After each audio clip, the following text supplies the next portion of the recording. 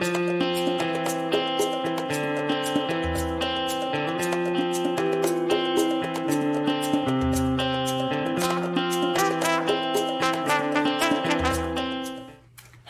my name is Aletha Sheck and you have found Curious Classroom Adventures Math Games.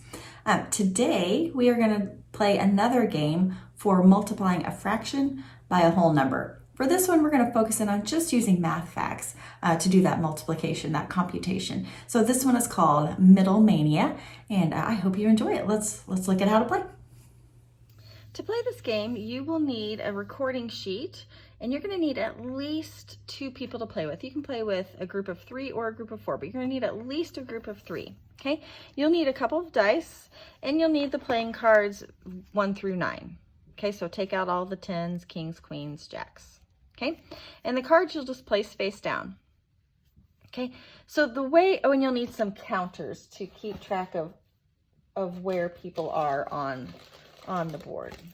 Okay, so and you'll want to go ahead and set up a page here where you have a number line to use, because we're going to keep track of where we are on the number line with our counters. Let me trade out this blue one for red so we can see it a little bit better. Okay, all right, and you don't have the number line already printed for you. You just draw one. It's not too difficult. Just 0 to 10 and mark it off. Even if it's not spaced perfectly. Look, mine's not spaced perfectly. I have some smaller and some bigger because we're just using it to estimate. It doesn't have to be exact. Okay.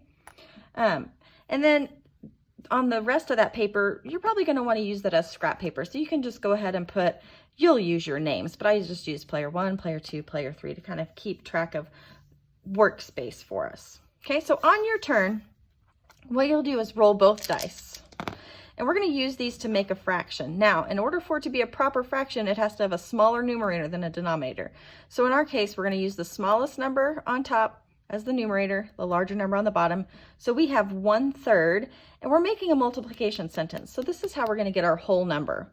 1/3 times 8. And I'm going to go ahead and write that down over here on my paper. 1/3 times 8.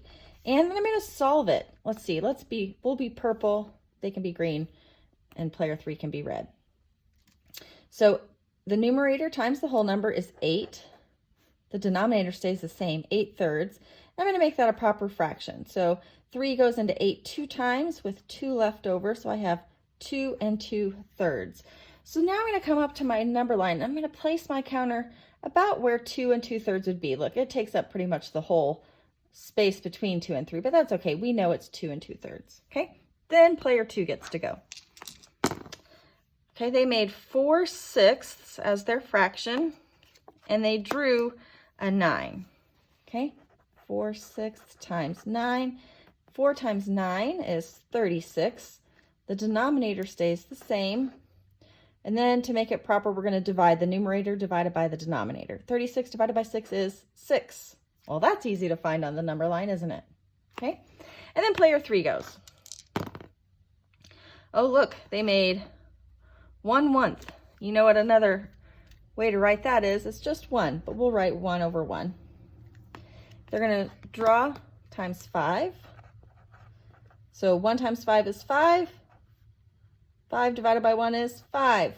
Okay, so they will place theirs here on the 5.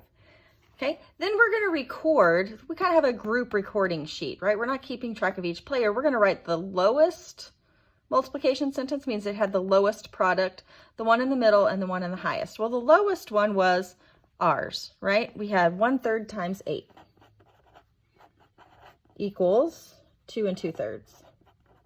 Okay, the middle one was actually this one, right? The red one.